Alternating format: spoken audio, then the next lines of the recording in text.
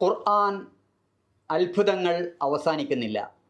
6-ാം ഭാഗം, കത്തിജ്വലിക്കുന്ന സൂര്യൻ.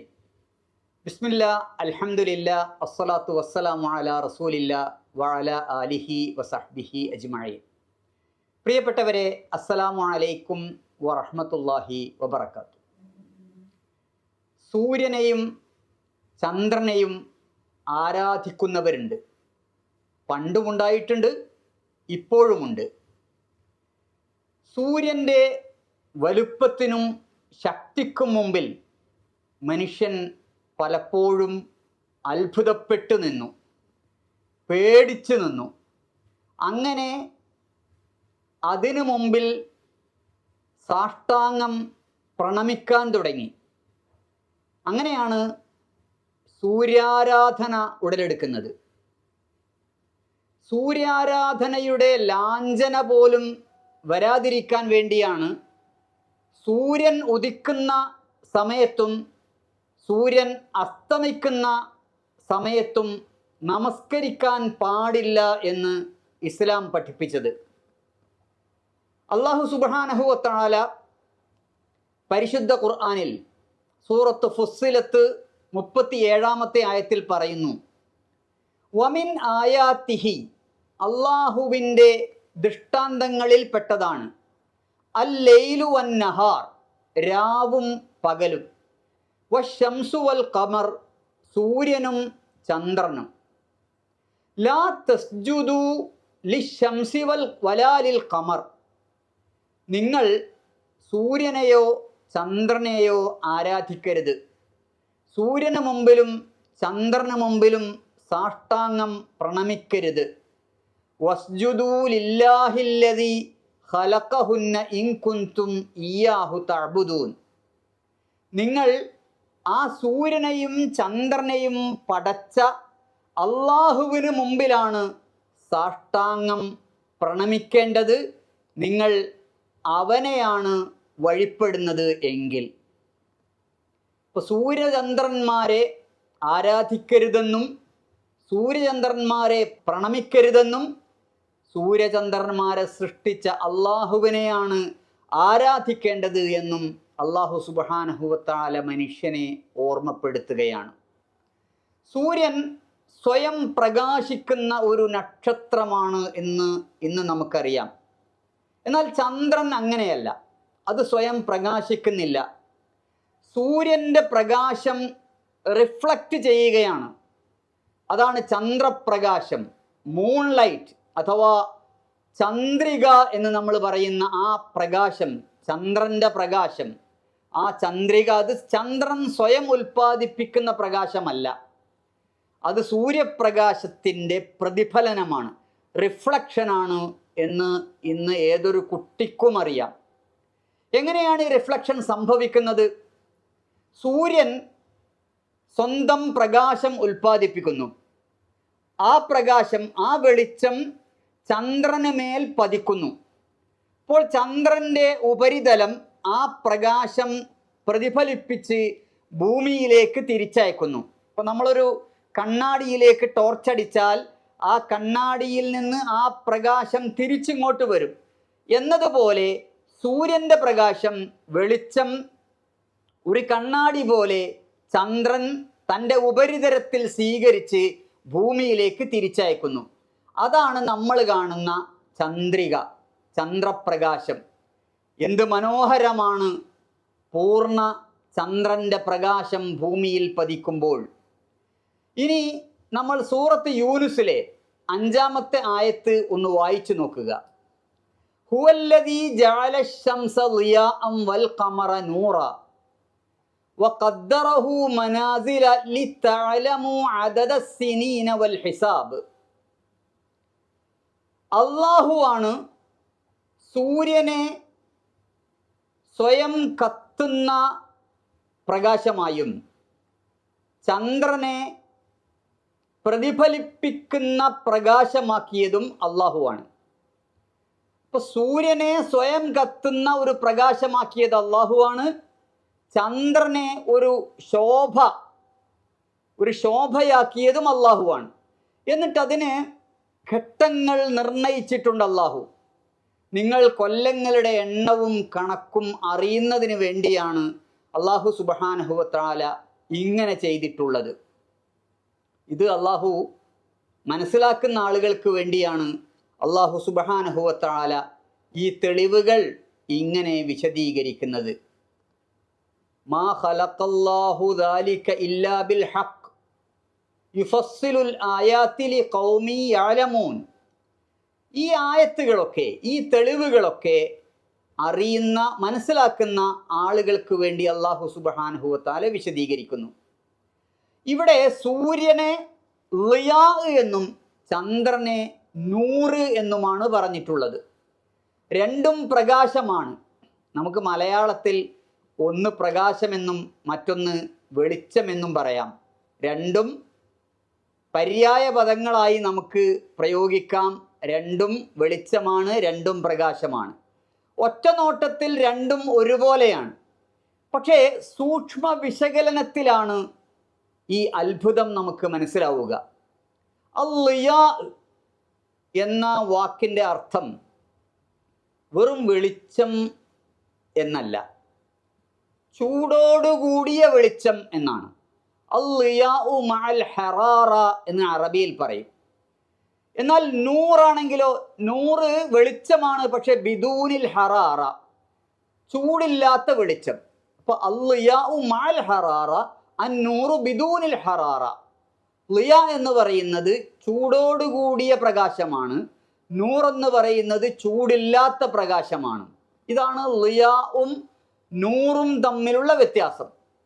അൽ-ളിയാഉ ഹുവൽ ലൗഉൽ ഖവിയ്യുൻ നാബിഉ മിൻ മസ്ദരിൻ ദാത്തി എന്ന് പറയാം. ളിയ എന്ന് പറയുന്നത് വളരെ ശക്തമായ, സ്വയം ഉൽപ്പാദിപ്പിക്കുന്ന ശക്തിയുള്ള വെളിച്ചം, അതാണ് ളിയ. എന്നാൽ നൂർ എന്ന് പറയുന്നത് ഹുവൽ ലൗഉൽ മുൻഅക്കിസ് അവിൽ മുക്തസബ്, അത് റിഫ്ലക്റ്റഡ് ആയിട്ടുള്ള വെളിച്ചമാണ്, അല്ലെങ്കിൽ സ്വീകരിച്ച് പ്രതിഫലിപ്പിക്കുന്ന വെളിച്ചമാണ്. ഇനി വേറൊരു രസം കൂടി, അല്ലെങ്കിൽ വേറെ ഒരു അത്ഭുതം കൂടി പരിശോധിച്ച് നോക്കുക. സൂര്യപ്രകാശത്തെ സൂചിപ്പിക്കാൻ അള്ളാഹു പ്രയോഗിച്ചത് ളിയാ എന്നാണ്. ലൗഇൻ്റെ ബഹുവചനമാണ് ളിയാ, അഥവാ വെളിച്ചത്തിൻ്റെ ബഹുവചനമാണല്ലോ വെളിച്ചങ്ങൾ. അപ്പോൾ ഇവിടെ സൂര്യപ്രകാശത്തെ സൂചിപ്പിക്കാൻ വേണ്ടി അള്ളാഹു ലൗ എന്നല്ല പ്രയോഗിച്ചത്, വെളിച്ചം എന്നല്ല, വെളിച്ചങ്ങൾ എന്നാണ്, ളിയാ എന്നാണ് പ്രയോഗിച്ചത്. എന്നാൽ ചന്ദ്രൻ്റെ ശോഭയെ വിശദീകരിക്കാൻ വേണ്ടി അള്ളാഹു ഉപയോഗിച്ച പദം നൂർ എന്നാണ്, അൻവാർ എന്നല്ല. അതിൻ്റെ ബഹുവചനമല്ല, ഏകവചനമാണ്. നമുക്ക് ഇപ്പോൾ ഇന്നറിയാം, സൂര്യപ്രകാശം എന്ന് പറയുന്നത് 7 നിറങ്ങളുടെ സംയോജനമാണ്. നമ്മളതിനെ മഴവില്ല് എന്ന് വിളിക്കാറുണ്ട്. പ്രകാശത്തെ വിശ്ലേഷിപ്പിച്ചാൽ 7 നിറങ്ങൾ നമുക്ക് കാണാം. ചില സന്ദർഭങ്ങളിലൊക്കെ ആ വിബ്ജിയോറിൻ്റെ മനോഹാരിത നമുക്ക് മഴയൊക്കെ പെയ്യുമ്പോൾ ആ മഴയുടെ വെളിച്ചത്തിൽ അതിനിടയിലൂടെ ഈ 7 നിറങ്ങൾ കാണാം. അപ്പോൾ അല്ലാഹു സുബ്ഹാനഹു വ തആല സൂര്യൻ്റെ പ്രകാശത്തെക്കുറിച്ച് പറഞ്ഞിടത്ത് ളിയാ എന്ന ബഹുവചനം പ്രയോഗിച്ചു. ചന്ദ്രൻ്റെ പ്രകാശത്തെക്കുറിച്ച് പറഞ്ഞിടത്ത് നൂറ് എന്ന ഏകവചനം പ്രയോഗിച്ചു. ഈ 7 നിറങ്ങളുടെ സംയോജനമാണ് സൂര്യൻ്റെ പ്രകാശം എന്ന് കണ്ടെത്തിയത് ഐസക് ന്യൂട്ടനാണ്. 1643 ജനിച്ച് 1727 മരണപ്പെട്ട ഐസക് ന്യൂട്ടൻ, അഥവാ 17-ാം നൂറ്റാണ്ടിൽ ജീവിച്ച ഐസക് ന്യൂട്ടനാണ്. എന്നാൽ സൂര്യൻ്റേതുൾപ്പെടെയുള്ള പ്രകാശത്തെക്കുറിച്ച് ഗഹനമായി പഠനം നടത്തി കിതാബുൽ മനാലിർ എന്ന ബൃഹത് ഗ്രന്ഥം ക്രിസ്താബ്ദം 1015 അഥവാ 11-ാം നൂറ്റാണ്ടിൻ്റെ തുടക്കത്തിൽ തന്നെ എഴുതിയ അറബ് മുസ്ലിം പ്രകാശ ഗണിത ശാസ്ത്രത്തിൻ്റെ പേരാണ് ഇബ്നുൽ ഹൈസം. അദ്ദേഹത്തിൻ്റെ ഗ്രന്ഥമാണ് കിതാബുൽ മനാലിർ. ഈ ഗ്രന്ഥത്തിൻ്റെ പ്രാധാന്യം പരിഗണിച്ചുകൊണ്ട് അതിൻ്റെ 1000 വർഷം തികയുന്ന 2015 യുനെസ്കോ അന്താരാഷ്ട്ര പ്രകാശ വർഷമായി അംഗീകരിച്ചു.